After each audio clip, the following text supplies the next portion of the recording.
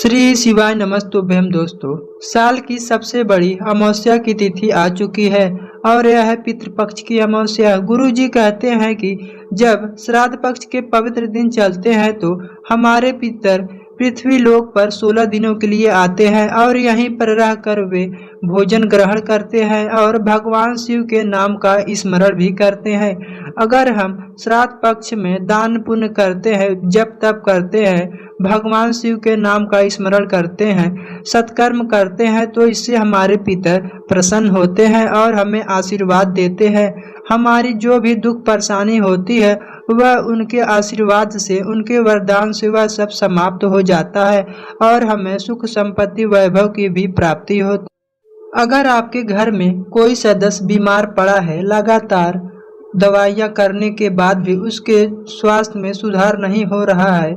या फिर आपको पैसों की दिक्कत हमेशा बनी रहती है, कोई काम शुरू करना चाहते हैं लेकिन वह अटक जाता हो, या फिर आपको सफलता मिलते मिलते असफलता में बदल जाती है, या फिर नौकरी के लिए परेशान है, या फिर आप दुकान व्यापार में वृद्धि नहीं हो रही है, दुकान पर ग्राहक नहीं आते हैं, या फिर आपकी कोई ऐसी मनोकामना है जो परिपूर्ण नहीं हो पा रही है, तो आपको इस पितृपक्ष की अमावस्या में कुछ बहुत ही खास उपाय और विशेष कार्यों को अवश्य करना चाहिए। इस साल की जो अमावस्या है, पितृपक्ष की अमावस्या है, बहुत ही खास होने वाली है क्योंकि यह हमारे लिए बहुत शुभ संयोग के साथ आ रही है, क्योंकि यह इस पितृपक्ष की अमावस्या पर बन रही है शनिश्चरी अमावस्या का महासंयोग। गुरु जी कहते हैं कि अगर शनिश्चरी अमावस्या के साथ साथ पितृपक्ष का अमावस्या का महासंयोग बने तो यह हमारे लिए बहुत ही चमत्कारी साबित होगा। तो चलिए जानते हैं उन विशेष कार्यों को और उपायों को जो कि हमें पितृपक्ष की शनिश्चरी अमावस्या के दिन जरूर करना चाहिए।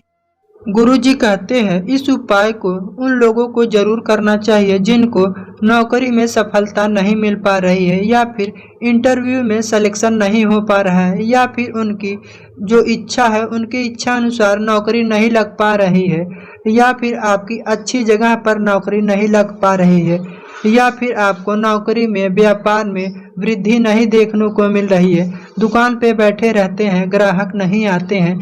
या फिर आप किसी भी कार्य को करते समय आपको अटकने आ जाती हैं, या फिर आपको असफलता कार्य में हमेशा मिलती है, तो आपको उस स्थिति में यह उपाय जरूर करना चाहिए। इस उपाय को करने के लिए आपको कुमकुम से 2 स्वास्तिक बनाना है। तो चलिए जानते हैं 2 स्वास्तिक कब और कहां पर बनाना है। सबसे पहले आपको पितृपक्ष की अमावस्या तिथि के दिन आपको यह उपाय ही करना है। आप चाहे तो किसी भी समय इस उपाय को कर सकते हैं, लेकिन विशेष रूप से आप इस उपाय को प्रदोष काल में करेंगे तो आपके लिए यह बहुत ही लाभकारी सिद्ध होगा। पहला वाला स्वास्तिक आपको बड़े वाले पीपल के वृक्ष के ऊपर लगाना है, यानी कि बनाना है, और उसी पीपल के वृक्ष के नीचे जमीन पर जड़ के पास आपको एक गोल बाती वाला दीपक, गाय के शुद्ध देसी घी का आपको दीपक प्रज्वलित करना है, और आपकी जो भी मनोकामना है, जो भी परेशानी है, जो भी समस्या है, वह सब वहीं पर प्रार्थना करके आपको चले आना है। और दूसरा जो स्वास्तिक है आपको वह दोपहर से शाम के बीच में ही आपको शिव जी के मंदिर की चौखट पर बनाना है, यानी कि आप प्रदोष काल के समय अगर बनाते हैं तो आपके लिए यह बहुत ही कारगर साबित होने वाला है। गुरु जी कहते हैं कि भगवान भोलेनाथ का कोई भी उपाय या फिर पूजा जप तप मंत्र आदि जो भी हम करते हैं अगर प्रदोष काल के समय करें तो यह हमारे लिए बहुत ही लाभकारी होता है। प्रदोष काल का समय जो होता है वह सूर्यास्त के 45 मिनट पहले और 45 मिनट के बाद का समय होता है।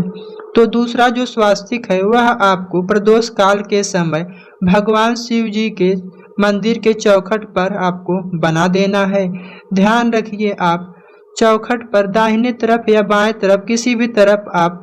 स्वास्तिक का निर्माण कर सकते हैं। स्वास्तिक बनाने के बाद आपको यहाँ पर भी इसी के बगल में आपको एक गाय के शुद्ध देसी घी का दीपक प्रज्वलित करना है। यह जो दीपक आप तैयार करेंगे इसके अंदर आप 2 लंबी बाती आपको रखनी है और उसके अंदर शुद्ध देसी घी आपको डालना है, वो भी गाय का देसी घी होना चाहिए।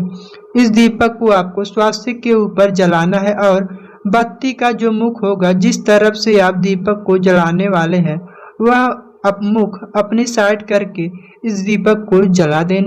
दीपक को जलाने के बाद अब आपको भगवान शिव जी से प्रार्थना कर लेना है। आपने उस परीक्षा के लिए, नौकरी के लिए, इंटरव्यू के लिए, या फिर आप दुकान व्यवसाय के लिए, या फिर आपकी जो भी मनोकामना परिपूर्ण नहीं हो पा रही है, जिसमें भी आप सफल नहीं हो पा रहे हैं, वह आपको प्रार्थना भगवान शिव से कर लेना है। यहाँ पर यह उपाय पूर्ण होता है। बढ़ते हैं दूसरे उपाय की ओर, जो कि पितृपक्ष की अमावस्या के दिन सभी को करना चाहिए। गुरुजी कहते हैं कि जब पितृपक्ष की अमावस्या समाप्त हो, उस दिन आपको नदी, तालाब या फिर बावड़ी, या फिर अगर आपके घर के आसपास नदी, तालाब या फिर जलाशय नहीं है, तो आपको पीपल के वृक्ष के नीचे या फिर बेलपत्री के वृक्ष के नीचे एक दीपक जरूर प्रज्वलित करना चाहिए। तो चलिए जानते हैं दीपक को कब और कैसे प्रज्वलित करना है।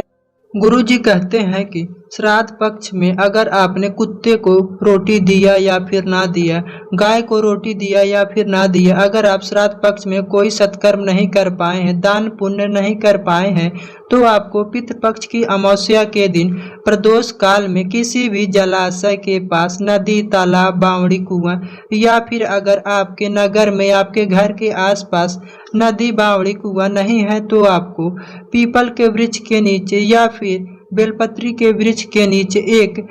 शुद्ध देसी घी का लंबी बाती वाला दीपक जरूर प्रज्वलित करना है।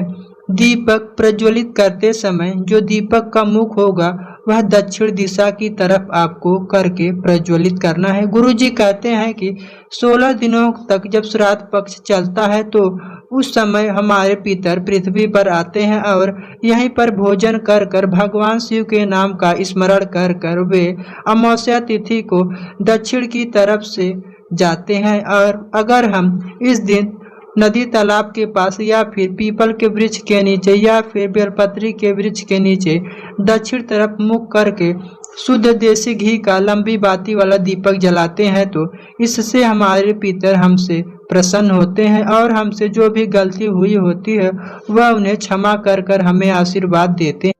गुरुजी कहते हैं अगर हम पितृपक्ष की अमावस्या तिथि पर एक शुद्ध देसी घी के लंबी बाती वाला दीपक दक्षिण मुख करके किसी जलाशय के पास या बेलपत्री के पास प्रज्वलित कर देते हैं, तो इससे हमारे पितर हमें आशीर्वाद देते हैं। इसके साथ साथ हमारे जीवन से जुड़ी जो भी पितृपक्ष की समस्या होती है, सारा पितृ दोष समाप्त हो जाता है और हमें सुख, समृद्धि, वैभव की भी प्राप्ति होती है। तो